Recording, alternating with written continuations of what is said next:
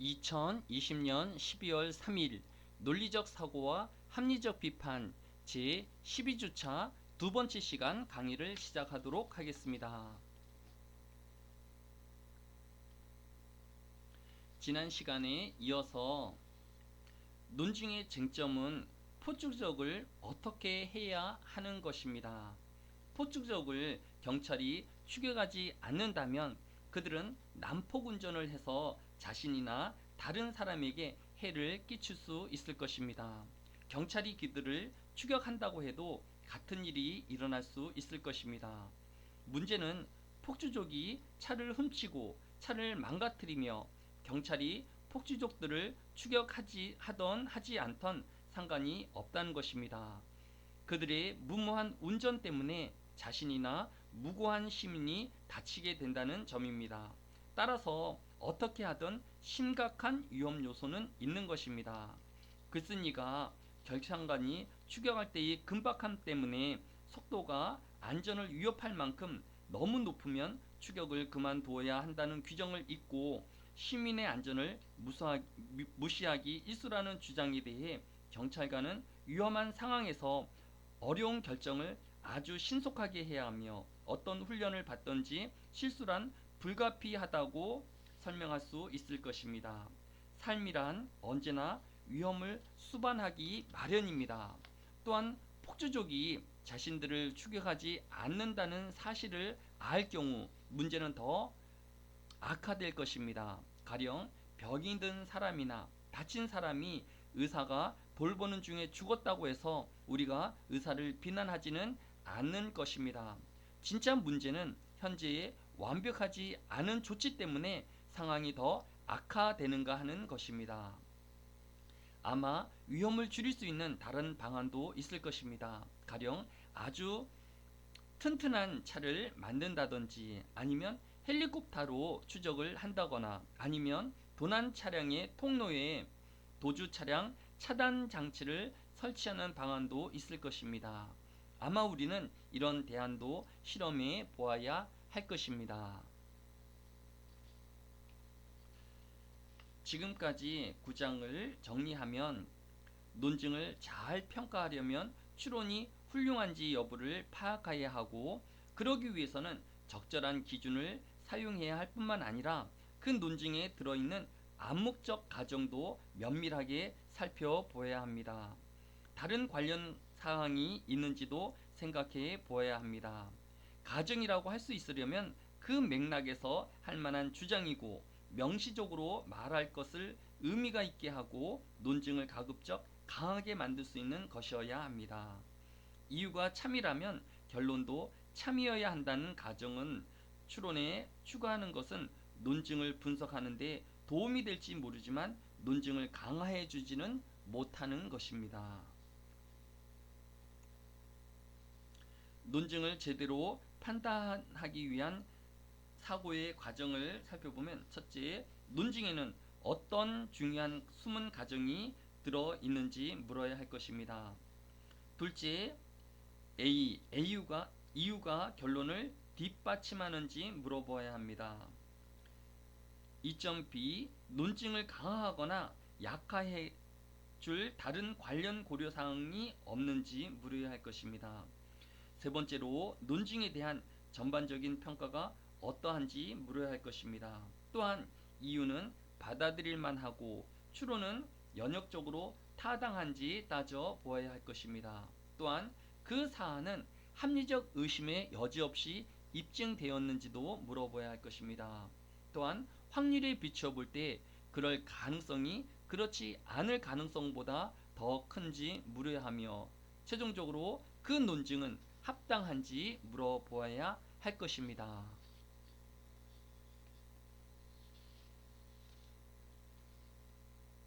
교재 10장 인과적 설명에 대한 논증 교재 187페이지 첫 번째 줄 설명과 논증의 차이에 대해 정리하도록 하겠습니다. 논증에서의 결론은 참 거짓 여부가 분명하지 않습니다. 이와 같이 참 거짓 여부가 분명하지 않은 결론을 참인 근거와 이유를 통해 참이라고 주장하는 것이 논증입니다. 설명은 이미 확실한 피설명항을 보다 이해하기 쉽게 하는 과정입니다. 따라서 피설명항은 무엇이다 라는 결론 짓는 경우가 많이 있습니다. 여러 유형의 설명 중 인과관계에 있는 설명을 인과적 설명이라고 합니다. 정리하면 인과적 설명과 논증의 차이는: 첫째, 논증은 주장의 정당성을 위하여 주장의 근거를 제시하는 것이고, 두 번째, 인과적 설명은 이미 발생한 사실에 대한 원인을 제시하여 그 사실을 설명하는 것이라고 할 수 있습니다.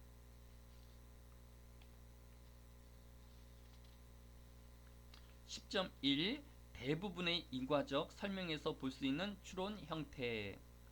188페이지 첫 번째 줄에 보면 원인을 파악하기가 아주 쉬운 경우가 있습니다.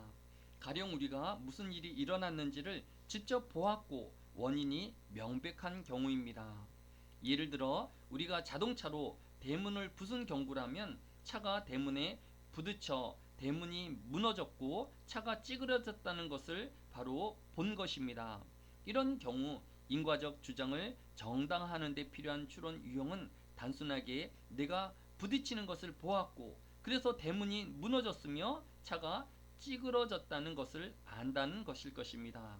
하지만 대부분의 원인은 이처럼 분명하지 않으며 이 경우 인과적 주장을 정당화하려면 추론이 복잡할 수밖에 없는 것입니다. 교재 189페이지 아홉 번째 줄, 추론의 기본 형태는 다음과 같습니다. 첫째, 설명하고자 하는 것에 가능한 설명은 무엇인가? 둘째, 우리가 가진 증거나 찾아낼 수 있는 증거는 명백한가? 세 번째, 증거가 어떤 설명이 그럴듯하거나 아주 잘 맞는가? 네 번째, 그것이 올바른 설명이라는 것을 어느 정도 확신하는가입니다. 10.2 인과적 설명의 예. 교재 189페이지 예를 보면 나폴레옹은 세인트 헬레나에 유배되어 있는 동안 비소 중독으로 죽었음이 분명하다. 눈치채지 못할 정도의 소량의 비소를 계속 먹게 되면 결국에는 사람이 죽게 된다. 비소 중독의 경우 비소 흔적이 머리카락에 남게 되는데 믿을 만한 실험 결과 나폴레옹의 머리카락에는 비정상적으로 많은 양의 비소가 있었다는 점이 최근 밝혀졌다. 과거에는 나폴레옹이 암으로 죽었다고 여겼는데 그의 증상은 구역질, 한기, 허약, 비만 등으로 암 전문가에 따를 때에 이것들은 암의 증상이 아니다. 전문가에 따르면 이것들은 비소 중독이 일어났을 때에 나타나는 전형적인 증상이다. 이 논증은 인과적 설명에서 볼 수 있는 전형적인 추론 형태를 띠고 있습니다. 무엇 이미 분명하다는 표현은 의도된 결론이 무엇인지를 나타내주며 비소 중독으로 죽었다는 것에 분명한 인과적 주장인 것입니다. 그런 다음 인과적 주장을 뒷받침해주는 증거가 제시되고 있습니다. 여기서는 다른 가능한 설명으로 나폴레옹이 암으로 사망했다는 가정도 고려하고 있으며 증거가 이것과는 상충되고 다른 설명을 지지해주고 있음을 주장하고 있습니다. 이 논증을 구조화하면 결론: 나폴레옹은 세인트 헬레나에 유배되어 있는 동안 비소 중독으로 죽었음이 분명하다. 이유 1. 소량의 비소를 계속 먹게 되면 결국 죽게 된다. 이유 2. 비소 중독의 경우 비소 흔적이 머리카락에 남게 된다. 이유 3. 실험 결과 나폴레옹의 머리카락에서 비소가 검출되었다. 이에 대한 대안 가설로 과거에는 나폴레옹이 암으로 죽었다고 여겨졌다. 이유 넷. 그의 증상은 구역질, 허약, 비만 등이다. 이유 5. 암 전문가에 의하면 이것들은 암의 증상이 아니다. 이유 6. 전문가에 의하면 이 증상은 비소 중독 때에 나타나는 현상이다.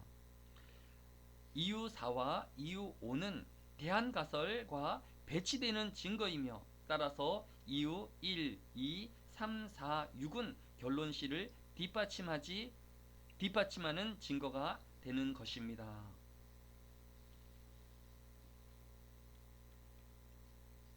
10.3 원인을 고려할 때 빠지기 쉬운 전형적인 잘못들. 교재 191페이지 7번째 줄에 보면 첫 번째, 사건의 원인이 무엇인지가 바로 분명하지 않다면 조사를 해보아야 한다. 우리는 런던 도심에서 차량 폭탄 사고가 났다는 뉴스를 접하고 다른 가능성을 생각해 보지도 않은 채 누가 범인인지 결론을 내리곤 한다. 이처럼 체계적이지 않고 결론으로 바로 나아가고 머릿속에 떠오른 첫 번째 설명을 그대로 받아들이곤 합니다. 191페이지 밑에서 7번째 줄. 두 번째, 사건의 원인을 고려할 때에 우리가 보이는 잘못은 관련 증거를 모두 고려하지 않는다는 것입니다. 우리가 선호하는 설명을 뒷받침해주는 일부 증거만 받아들이고 다른 증거는 무시하거나 또는 상충되는 증거가 있는지 찾아보려고 하지 않는다는 것입니다. 예를 들어 흡연자들은 흡연을 하면서도 건강하게 장수하는 사람들에게 더 큰 관심을 기울이고 비흡연자와 비교해 건강이 좋지 못하거나 흡연 관련 질병으로 일찍 죽는 훨씬 더 많은 흡연자들에게는 관심을 두지 않는 것입니다.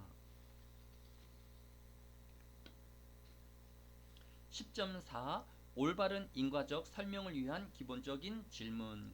193페이지 첫 번째, 인과적 설명을 다룰 때에 우리 스스로 물어보아야 할 기본적인 물음은 다음과 같은 것입니다. 첫째, 다른 가능한 설명은 어떤 것인가? 둘째, 그런 설명을 뒷받침하거나 그런 설명을 배제해 줄 증거가 있다면 그것은 어떤 것인가? 세 번째, 원인이 무엇인지를 결정해 줄 증거 가운데 우리가 이미 확보하고 있는 것은 어떤 것이며 추가 확보 가능한지 물어야 할 것입니다. 네 번째로, 증거에 비추어 볼 때 어떤 설명이 가장 가능성이 높은지 물어야 할 것입니다. 교재 193페이지 밑에서 15번째 줄 첫 번 1. 다른 가능한 설명은 어떤 것인가?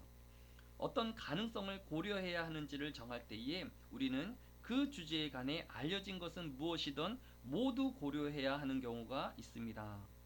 가령 호수에서 발견된 시신의 사망 원인을 조사하는 경찰은 자신의 경험과 전문 지식을 총동원해야 합니다. 또한 자살 또는 다른 가능한 사망 원인은 어떤 것인가 라는 물음에 대한 대답은 여러 가지 다양한 숨은 가정에 의존할 수 있고, 그래서 사안의 중요성에 따라 그런 가능성도 고려해 보아야 하는 경우가 있습니다. 193페이지 밑에서 첫 번째 줄 2. 그런 설명을 뒷받침하거나 그런 설명을 배제해 줄 증거가 있다면 그것은 어떤 것인가?